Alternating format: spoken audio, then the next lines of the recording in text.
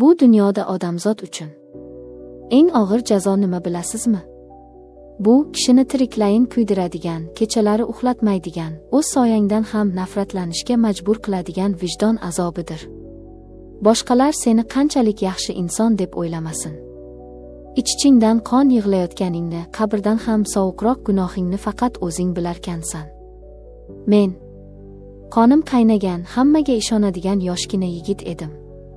Ammo o'sha tunda do'stimning to'yxonasida ichgan birinchi va oxirgi stakanim mening butun umrimni do'zaxga aylantirdi.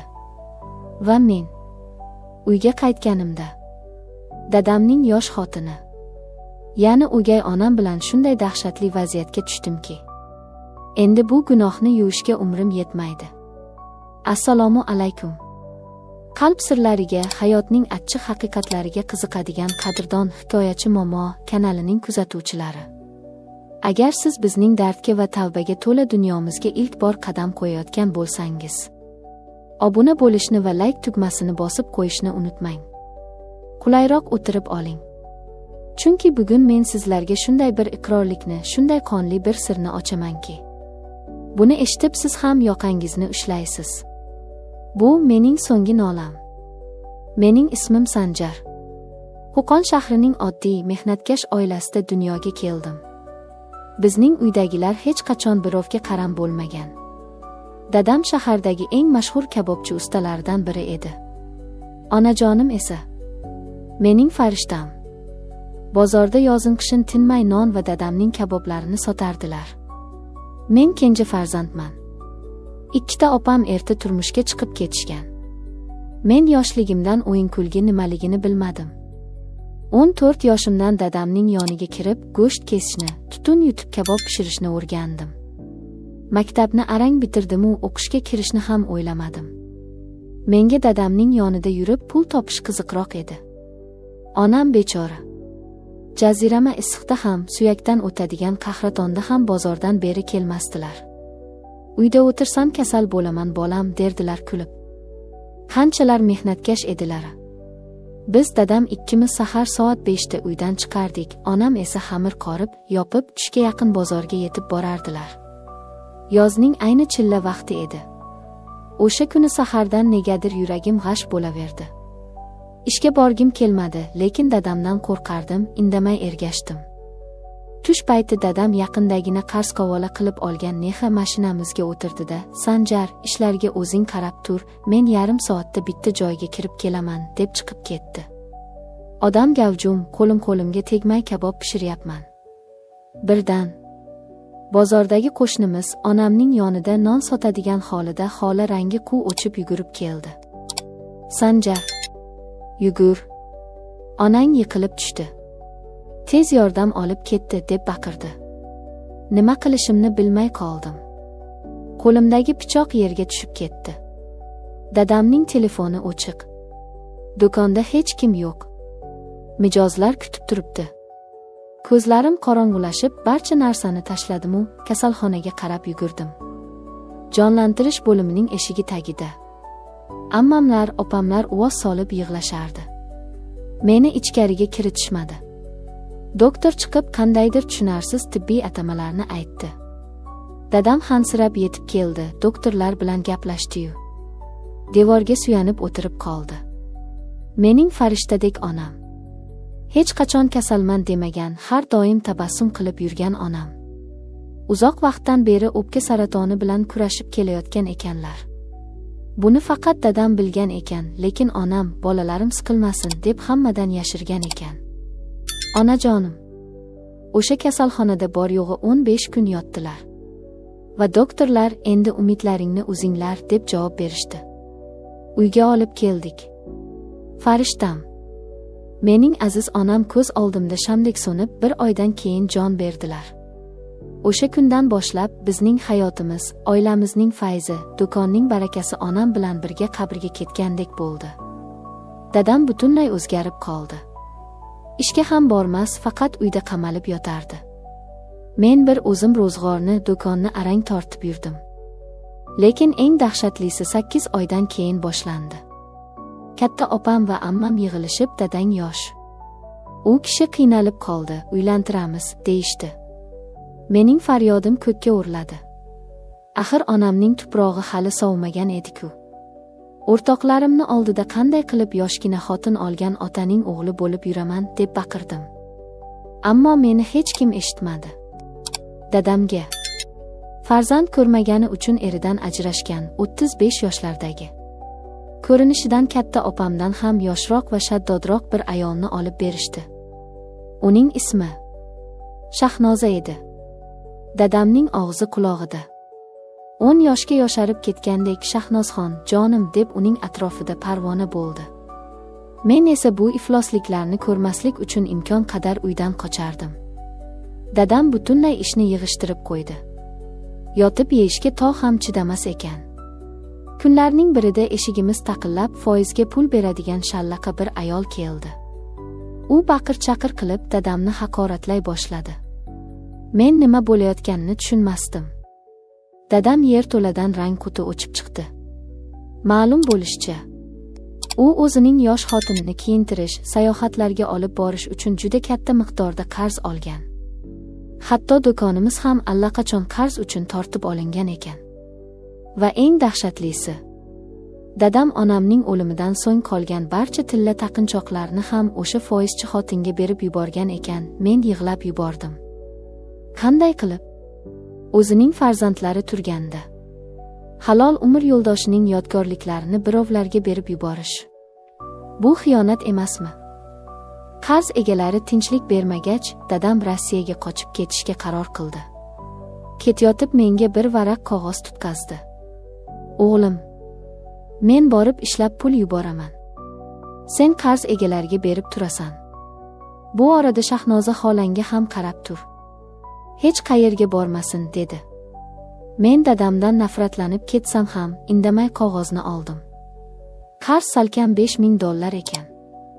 Men qarzga botgan, do'koni yo'q qolgan va o'gay onasi bilan bir hovlida yolg'iz qolgan yigit edim. Men kecha-yu kunduz ishladim. Taksi haydadim, to'ylarda somsa, kabob pishirdim. Dadam yuborgan pullarni tiyin-tiyinigacha qarz egalariga tarqatdim. O'gay onam Shahnoza opaga kelsak, u o'ta sipo, menga nisbatan o'g'lim, ukar deb muomala qilar. Men uni iloji boricha ko'rmaslikka, unga umuman qaramaslikka harakat qilardim. Lekin hayotimning eng mudhish, meni do'zax qa'riga tortgan tunga kelyapmiz. 7-sinfdan beri sevib yurgan qizim bor edi, Dilnoza. Biz shunchalar ahil edikki, hamma bizning to'yimizni kutardi. U qishga kirdi, men kutdim. Lekin uyi qarzga botgan, otasi yosh xotin olib Rossiyaga qochgan yigit kimga ham kerak deysiz? Birdan eshitdimki, mening eng yaqin o'rtog'im, sirdoshim deb bilgan yigitim Dilnozaga uylanyapti. Men Dilnozaga qo'ng'iroq qildim. U yig'lab, ota-onam majbur qildi, meni tinch qo'y deb telefonni o'chirib qo'ydi. Tasavvur qilyapsizmi mening holatimni? Ota tiriklayin kuydirdi. Sevgilim sotdi. Do'stim xiyonat qildi. Ustiga ustak o'sha iflos do'stim menga to'yga taklifnoma olib keldi. Men bormayman deb qasam ichgandim, lekin boshqa o'rtoqlarim, sening mashinang bor, kelinni olib kelasen, yigitlik g'ururingni ko'rsat deb meni majburlab olib ketishdi. To'yda hamma o'ynab kulardi. Men esa burchakda, qora niyatlar girdobida o'tirardim. Ko'z o'ngimda mening orzuyim bo'lgan oq ko'ylakdagi qiz do'stimning yonida kulib turardi. Mening ichimda shunday nafrat, shunday alam qaynardiki. Men hayotimda og'zimga aroq olmagan bola edim. O'sha kuni oldimdagi stakanni to'ldirib quydimda, bir ko'tarishda ichib yubordim. Keyin ikkinchisi, uchinchisi. Tomog'im, oshqozonim yondi. Lekin ichimdagi olov o'chmadi. Aksincha, u mening ko'zlarimni qon qilib yubordi. Qancha ichganimni, qanday qilib mashinamga yetib borganimni bilmayman. O'rtoqlarimning rulga o'tirma, mast bolasan degan gaplarni eshitmadim. Mashinani g'izillatib haydab uyga qarab ketdim. Uyga qanday kirganim ham esimda yo'q. Yurishga madorim yetmay, eshikdan kirishim bilan yiqilib tushdim. Musiqa shu joyda vahimali va keskinlashadi. Shu payt Ichkaridan o'gay onam Shahnoza chopib chiqdi. Tungi libosda edi. U meni ko'tarib xonaga olib kirdi. Sanjar, nima bo'ldi senga? Nega buncha ichding deb yuzlarimga suv sepa boshladi. Mening ongim loyqalashib ketgandi. Ko'zlarim oldida hamma narsa aylanardi. Men unga qarab, birdaniga Dilnozani menga xiyonat qilgan sevgilimni ko'rgandek bo'ldim. Yillar davomida yiqqan nafratim, alamlarim menga shaytoniy bir turtki berdi. Men bu o'zimni xor qilgan otamning yosh va chiroyli xotini ekanligini anglab turardim, tushunyapsizmi? Iblis miyamga, otang senga qanday xiyonat qildi? Uni jazolash vaqti keldi, deb pichirlardi. Men o'gay onamning qo'lidan shartta tutdim. U Sanjar, qo'yib yubor, nima qilyapsan, deb tipirchilashiga qaramay, uni o'zimga qattiq tortdim. Uning ko'zlaridagi dahshat mening yovvoyilashgan hislarim oldida hech narsaga arzimadi. O'sha tunda men otamning hurmatini, o'zimning insonligimni oyoq ostiga qilib, eng dahshatli, eng kechirib bo'lmas gunohga qo'l urdim. Men o'gay onam bilan yotdim. Tong otdi. Boshim tana qismimdan ajrab ketayotgandek og'rib uyg'ondim. Xona jimjit. Men kiyimlarim bilan polda yotardim.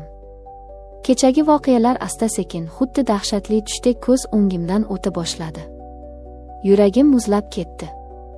Nimalar qilib qo'ydim? Xudoyim, men nima ifloslik qildim deb yuzimga shapat tortdim. Xonadan sekin chiqdim.